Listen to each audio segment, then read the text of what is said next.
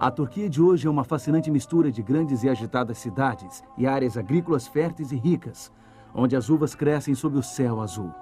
Seu povo é trabalhador e receptivo aos estrangeiros. Os turistas vêm aqui para conhecerem cidades da história bíblica ou para percorrerem locais que um dia dominaram a paisagem da antiga Anatólia.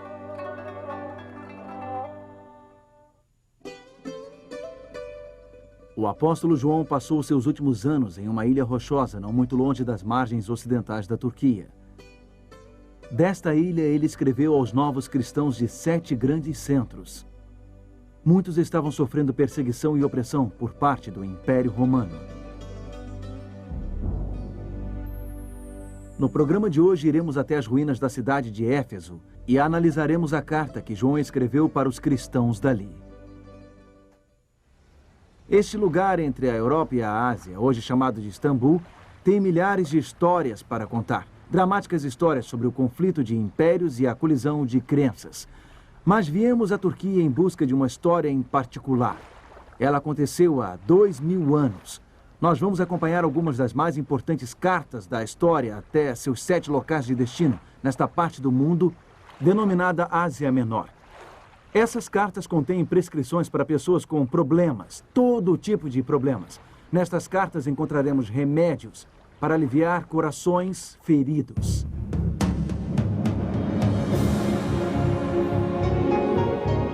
Ele permaneceu através dos tempos.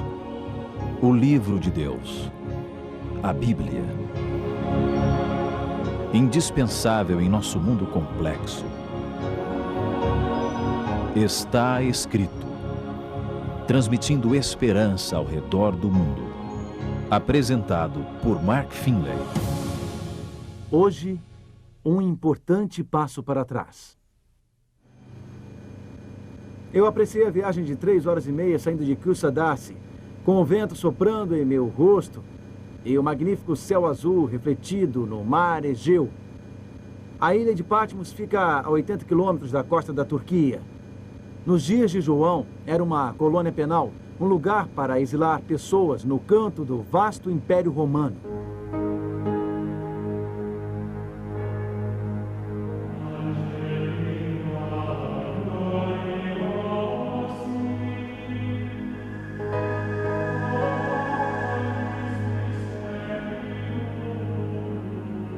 Aqui, nesta ilha solitária e deserta, com apenas 15 quilômetros de comprimento, os oficiais do Império Romano exilaram um homem chamado João. Ele era um homem idoso e não representava nenhuma ameaça à lei e à ordem. Mas os oficiais romanos temiam o que João tinha visto e ouvido.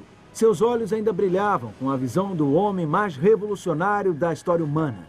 João foi um dos discípulos de Jesus Cristo, um discípulo dedicado. Ele não conseguia parar de falar sobre ele. Ele não conseguia parar de falar sobre o reino de amor e graça de Cristo, mesmo quando isso significou opor-se ao culto ao imperador de Roma. Assim, em sua velhice, João se viu sozinho nesta ilha rochosa, afastado de seus companheiros crentes, afastado das igrejas que ele havia fundado. Mas um dia este exilado recebeu um visitante. Não foi ninguém que os soldados romanos permitiram visitá-lo. Foi alguém que já havia caminhado sobre as águas, alguém que já havia acalmado uma tempestade. Jesus Cristo visitou o apóstolo João aqui neste lugar solitário. Foi Jesus ressurreto quem apareceu. Foi Jesus glorificado. João o viu em uma visão surpreendente. O rosto de Cristo brilhava como o sol. Sua voz era como a voz de muitas águas. E Jesus mostrou a João coisas tremendas que o apóstolo registraria em seu livro do Apocalipse.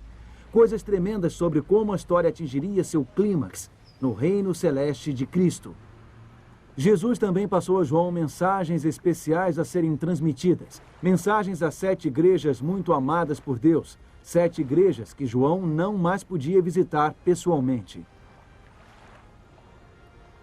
No Apocalipse, encontramos 7 pequenas cartas para 7 igrejas na Ásia Menor.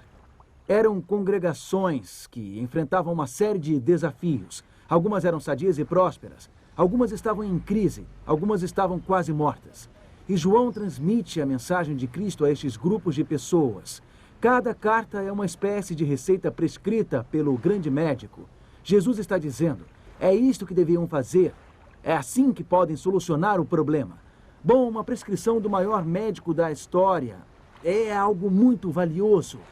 São especialmente valiosos, porque até hoje enfrentamos muitos dos problemas enfrentados por aquelas igrejas. Então, são desafios humanos básicos. E Jesus enfrenta cada um destes desafios com a sua solução.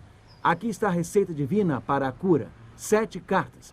7 valiosas receitas para a cura das pessoas. Estas são mensagens que alcançam o coração. Elas nos apontam para o que é essencial. Elas nos indicam o que funciona.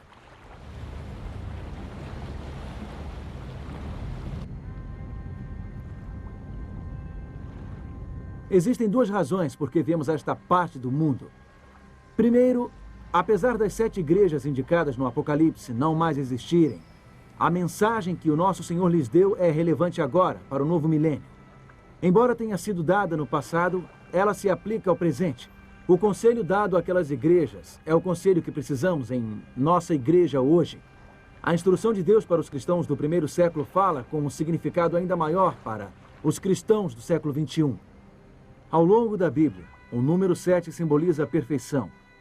Então, estas cartas são o conselho perfeito de Deus para os cristãos. Na mensagem às 7 igrejas, Deus revela seu conselho completo para as nossas vidas. Ao você estudar as mensagens às 7 igrejas, juntas, você vai sentir-se profundamente tocado pelas verdades transformadoras do Apocalipse. Existe um outro aspecto destas mensagens que precisamos considerar. Com certeza existiam mais do que 7 igrejas no tempo de João, no fim do primeiro século. Mas o próprio Jesus escolheu estas igrejas, e ele tinha também em mente ajudar os que viveriam nos últimos dias da história. Um segundo ponto. Essas 7 igrejas são representantes de toda a era cristã. Elas representam os vários estágios da igreja ao longo dos séculos. O anjo instruiu João. Escreve, pois, as coisas que hão de acontecer depois dessas coisas. Apocalipse 1, versículo 19. As mensagens de Deus para João eram para aquele tempo, mas também são para os nossos dias. Suas lições também se aplicam à igreja em todos os tempos. Nesta série de programas, examinaremos cada uma destas cartas e também visitaremos os locais de cada uma destas 7 igrejas. Faremos descobertas que mostrarão como as 7 cartas do Apocalipse fazem sentido hoje. Então vamos iniciar a nossa jornada. A primeira carta foi escrita para um lugar chamado Éfeso.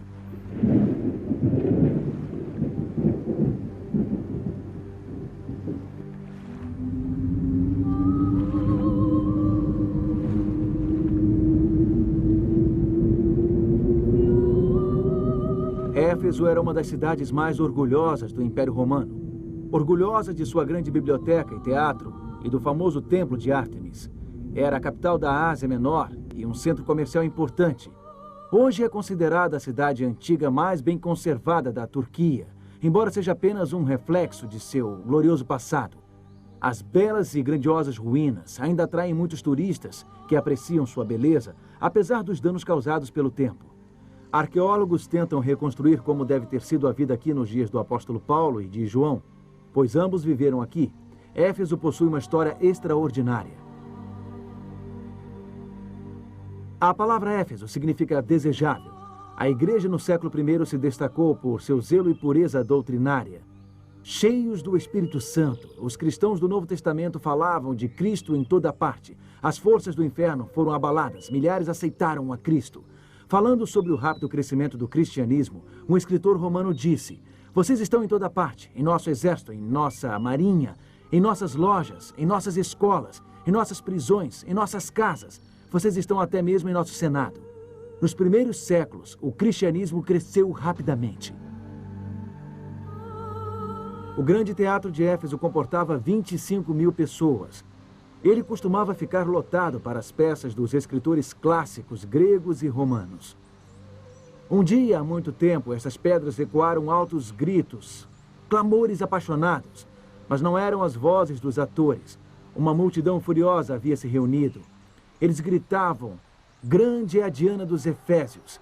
Cada vez mais alto, eles repetiam estas palavras no frenesi. A multidão havia trazido 2 cristãos para cá 2 companheiros do apóstolo Paulo. Os efésios entraram em pânico ao ouvirem falar do evangelho que Paulo pregava. Representava uma ameaça para a deusa deles, Diana, mais conhecida pelo seu nome grego, Ártemis. O templo de Ártemis, em Éfeso, era uma das 7 maravilhas do mundo antigo. Os efésios tinham muito orgulho de sua deusa local, cultuada, segundo afirmavam, no mundo inteiro. É por isso que eles manifestaram sua oposição a esta nova doutrina, esta nova fé. Eles tinham certeza de que estavam do lado certo, o lado da deusa Ártemis. Então, como eles expressaram sua lealdade? Eles queriam matar os 2 cristãos naquela mesma hora. Como estrangeiros ousaram desafiar a grande Ártemis. Felizmente, o sacerdote da cidade conseguiu impedir a multidão de cometer um crime. Ele os convenceu de que se tivessem algo contra alguém, eles deveriam levar a queixa para o tribunal. O que os efésios pagãos demonstraram neste teatro é que você pode gritar bem alto as suas ideias e estar convencido de ter razão e ainda assim continuar vazio por dentro. Vazio de amor, vazio de graça. A primeira carta no livro de Apocalipse é a mensagem de Cristo à igreja de Éfeso. E Jesus aborda justamente este problema que atormentava os pagãos. Ele lida com o problema de esbravejar em nome da verdade, defender firmemente a verdade, porém permanecendo vazio por dentro. Só que Jesus está se dirigindo a crentes, aos crentes de Éfeso. Esta igreja, a Basílica de São João, foi construída em homenagem ao apóstolo pelo imperador Justino no VI século. A tradição diz que os restos mortais do apóstolo foram enterrados bem aqui, a seu próprio pedido. A carta aos Efésios é a mensagem de Cristo de que o que aconteceu no teatro, muitos gritos, porém pouco conteúdo, também acontecia aqui, na igreja cristã. Vamos observar esta carta. Ela encontra-se em Apocalipse, capítulo 2, começando com o verso 2. Conheço as tuas obras, tanto o teu labor como a tua perseverança, e que não podes suportar homens maus, e que puseste à prova os que a si mesmos se declaram apóstolos e não são, e os achaste mentirosos, e tens perseverança e suportaste provas por causa do meu nome, e não te deixaste esmorecer. Esta era a força dos crentes em Éfeso. Eles eram sérios, eles eram atentos, eles eram zelosos, eles não toleravam transgressores, eles expunham falsos apóstolos, eles sabiam separar a verdade do erro.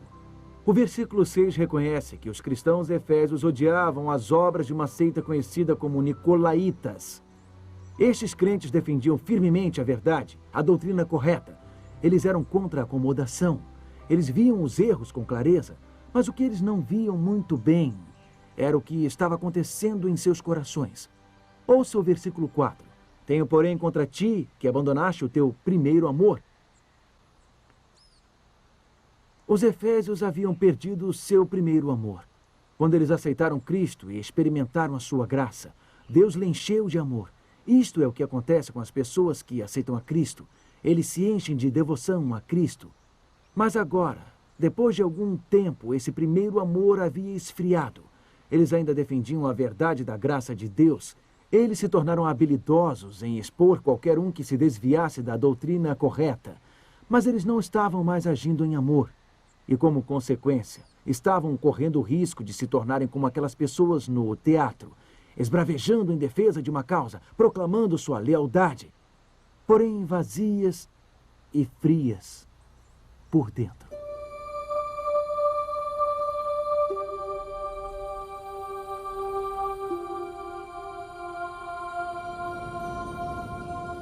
Uma das mais espetaculares ruínas em Éfeso é o que resta da Biblioteca de Celsus. Foi construída por Júlio César, em homenagem ao seu pai, em 135 d.C. Era um grandioso centro de conhecimento. Era o orgulho dos tempos áureos de Éfeso. A câmara interna da biblioteca abrigava cerca de 12.000 pergaminhos. Um muro externo, construído em volta da câmara, criava um espaço de ar que mantinha temperatura e umidade constantes. Havia muito conhecimento armazenado neste local. Podemos dizer que havia muita verdade preservada aqui. Infelizmente, a biblioteca foi destruída por invasores bárbaros no ano 262 d.C. Não sobrou nada de todo aquele conhecimento acumulado. a não ser esta magnífica fachada e uma carcaça vazia. A carta do Apocalipse enviada para este lugar nos alerta para não termos o mesmo destino. Podemos acumular um monte de conhecimento correto, podemos ter todas as doutrinas certas e mesmo assim acabarmos vazios, apenas uma casca. Você perdeu o seu primeiro amor. Esse é o problema. Este é o diagnóstico do grande médico. Então, que solução Jesus oferece? O próspero povo de Éfeso costumava andar nesta avenida chamada Rua do Porto, tocando os seus negócios. Como você sabe, esta cidade era um centro comercial muito importante. Esta rua de pedras tinha 500 metros de comprimento. Ela ia do teatro até o antigo porto da cidade. Ao longo desta rua podiam ser vistas vilas romanas com locais de banho exóticos e luxuosos. Pessoas ativas e bem-sucedidas costumavam fazer uma coisa por instinto. Estavam sempre querendo mais, sempre tentando progredir, sempre pensando em avançar. Mas em sua mensagem aos crentes efésios, Jesus disse que o progresso espiritual às vezes envolve o contrário. Em Apocalipse capítulo 2 e versículo 5, encontramos a recomendação de Cristo. Lembra-te, pois, onde caíste. Arrepende-te e volta à prática das primeiras obras. O que Cristo está dizendo é o seguinte: você precisa retroceder para avançar. Precisa voltar à sua antiga devoção. Precisa voltar ao primeiro amor. Precisa voltar a ser o que era logo depois de ter conhecido a Deus. Precisa fazer o que costumava fazer, as primeiras obras. Você tem avançado pelas avenidas da vida. Você está seguro de que está do lado certo, no caminho certo, na verdade. Mas às vezes é preciso retroceder na caminhada para que haja progresso. Às vezes precisamos parar com as nossas atividades em prol da verdade. Precisamos parar com a nossa marcha para a frente, sempre correndo, sempre ocupados. Precisamos nos lembrar de como era quando recebemos a dádiva do primeiro amor, assim que aceitamos o Senhor, assim que respondemos ao seu chamado com pura devoção. Quase todos nós podemos nos lembrar quando Deus tocou nossa vida com poder, quando nossos sentidos foram despertados. Podemos nos lembrar do tempo em que estávamos animados na fé. E muitos de nós achamos que não poderemos experimentar isto novamente, que não conseguiremos reacender aquele entusiasmo juvenil ou aquela antiga devoção ou a intensidade daquelas experiências. Mas Jesus nos dá esta prescrição. Lembre-se. Lembre-se de como você era. Não aceite que tenha acabado de vez para sempre. Arrependa-se da negligência das coisas espirituais. Arrependa-se de sua frieza e faça as primeiras obras. Faça o que costumava fazer. Às vezes nós progredimos dando um grande passo para trás. Sabe, a cidade de Éfeso estava, de certa forma, sempre tentando retroceder. Aqui é onde a Rua do Porto terminava e o porto começava. Os navios atracavam aqui e descarregavam suas mercadorias. Hoje este local fica a mais de 5 quilômetros do mar. Os efésios tinham um problema. Eles construíram a cidade à beira de um maravilhoso porto, mas o porto vivia assoreando. O rio despejava seu acúmulo de sedimentos na beira do mar. Bom, vários oficiais romanos tentaram fazer o porto voltar ao que ele havia sido. Tentaram aprofundar o canal. O imperador Adriano até mesmo tentou desviar o curso do rio. Mas, por fim, essas tentativas fracassaram e Éfeso teve que ser abandonada. Os efésios não puderam retroceder. Eles não conseguiram salvar o seu belo porto. Hoje o porto de Kyusadace é o mais próximo acesso marítimo. O vale assoreado destruiu um maravilhoso acesso comercial. A cidade teve que se mudar. O tempo não pode voltar.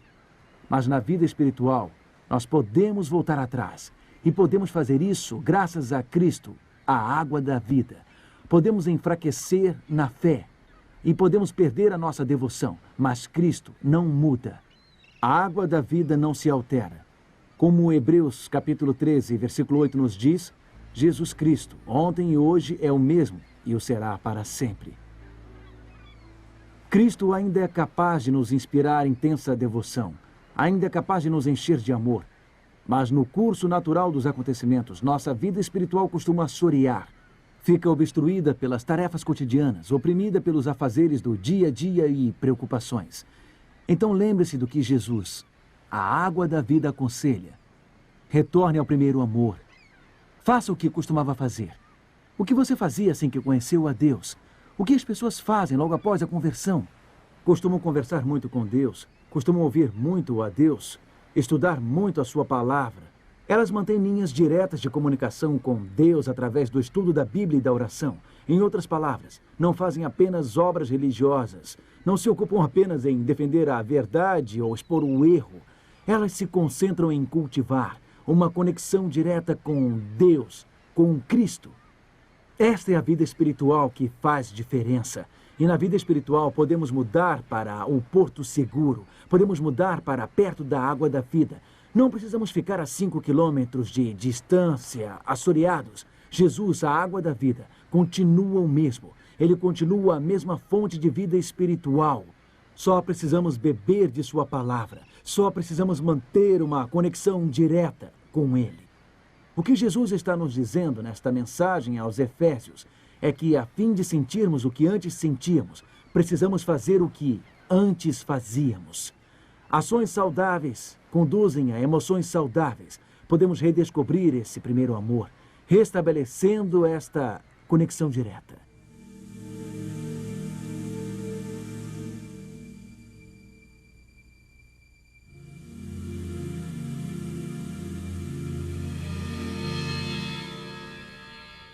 Este é o local do antigo e glorioso Templo de Ártemis.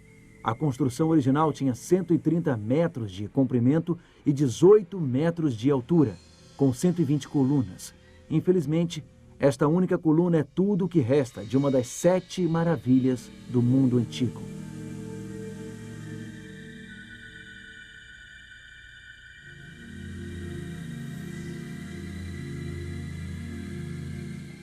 A deusa Ártemis não representa mais uma força espiritual em nosso mundo de hoje. Podemos ver sua imagem no museu, a representação da deusa da fertilidade. Mas ela não possui ardentes seguidores hoje. Aquelas vozes apaixonadas do teatro estão caladas. Aquelas vozes não ressoam mais. Sim, podemos esbravejar em nome da verdade e ainda assim estarmos vazios por dentro. Vazios de amor e de graça, como aqueles antigos Efésios. É por isso que esta carta, vinda daquela ilha rochosa no mar Egeu para esta cidade milenar, tem uma mensagem tão importante para nós hoje. É a prescrição de Cristo para um povo espiritualmente doente. Ela está nos dizendo que podemos recuperar nosso primeiro amor. Está nos dizendo que podemos progredir ao darmos um grande passo para trás. Está nos dizendo que podemos lembrar, podemos mudar. Podemos fazer as primeiras obras, podemos fazer o que fazíamos. E a fonte de água viva, o imutável Jesus Cristo, nos capacitará a experimentarmos o que já vivenciamos. Um barco sem um capitão fica sem rumo. Talvez você tenha se afastado daquele primeiro amor, daquela primeira experiência espiritual. Talvez você ache que aquele tempo não voltará. Talvez você sinta que foi longe demais, que já fez coisas erradas demais na sua vida. Mas Jesus continua o mesmo. Ele continua o mesmo Deus que lhe recebeu de braços abertos. Ele continua o mesmo Deus que lhe conquistou por sua graça. E pode reaquecer seu coração, pode renovar a sua alma. Ele pode lhe encher de amor de novo. Mas você precisa se aproximar da água da vida, a fim de sentir o que você sentia antes. Precisa fazer o que fazia antes. Tem que se dispor a restabelecer esta conexão direta com Ele, através do estudo da Bíblia e da oração. Tem que passar algum tempo com Ele. Você tem que se dispor a fazer as coisas que costumava fazer. Por que não assumir este compromisso? Por que não dizer a Jesus bem agora que você voltará a orar todo dia, que você buscará comunhão com Ele? Por que não dizer a Ele bem agora que você irá ler a sua palavra e seguir a sua vontade? Por que não fazer isso agora? Tome esta decisão enquanto oramos. Querido Pai, muito obrigado por se preocupar tanto conosco. Muito obrigado por teus conselhos de amor. Nos arrependemos de nossa frieza, de nossa indiferença. Queremos retornar àquele primeiro amor, àquela proximidade com o Senhor. Por favor, ajude-nos a adquirir o hábito de passar cada dia de tempo de qualidade contigo. Ajude-nos a desenvolver uma comunicação genuína contigo através da oração. Obrigado em nome de Jesus, nosso Senhor e Salvador. Amém. Você acabou de assistir ao primeiro programa da série Cartas de uma Ilha Solitária, que está sendo apresentada por Mark Finley. Enquanto isso, nós estamos preparando para você uma série especial do Está Escrito.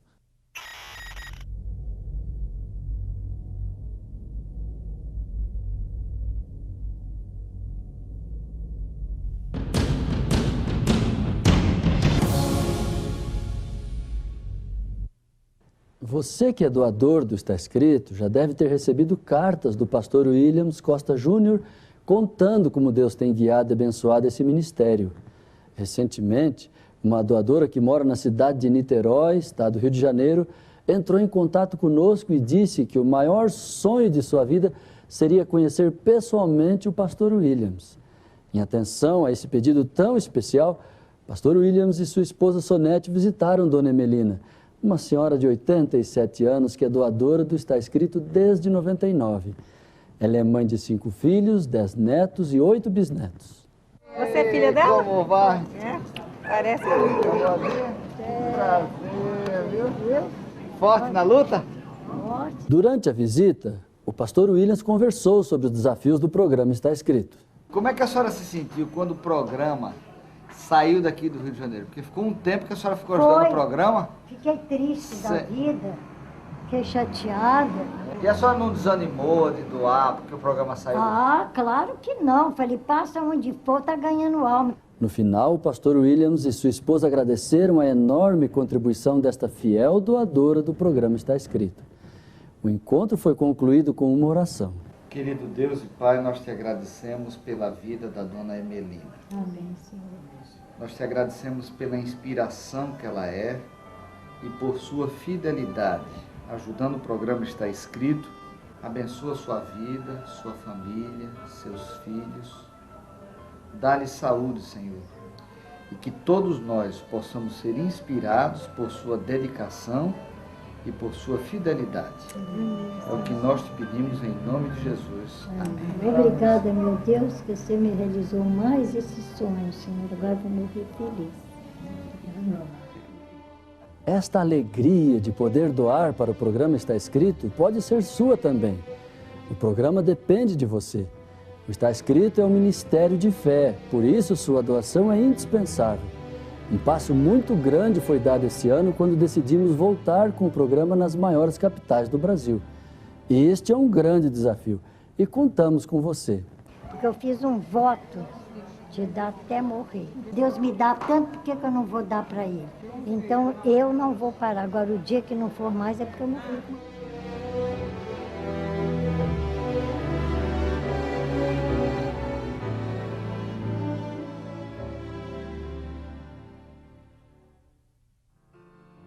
O programa Está Escrito oferece a você um curso bíblico inteiramente grátis. Este curso vai auxiliar você em seus estudos e o ajudará a encontrar respostas para suas mais intrigantes perguntas. Peça agora mesmo o curso bíblico A Bíblia Ensina. Ligue para 0300 789 1111 ou escreva para Programa Está Escrito, Caixa Postal 1800, CEP 20.001 970, Rio de Janeiro. O que aconteceria se lhe tirassem tudo que você tem? E se você tivesse que sofrer perseguições e até morrer por sua fé? O povo de Esmirna enfrentou estes desafios. Esteja comigo semana que vem, em Esmirna, aqui na Turquia, a segunda das 7 igrejas. Assista a esta série sobre o livro do Apocalipse. Até lá e lembre-se, está escrito, nem só de pão viverá o homem, mas de toda a palavra que sai da boca de Deus.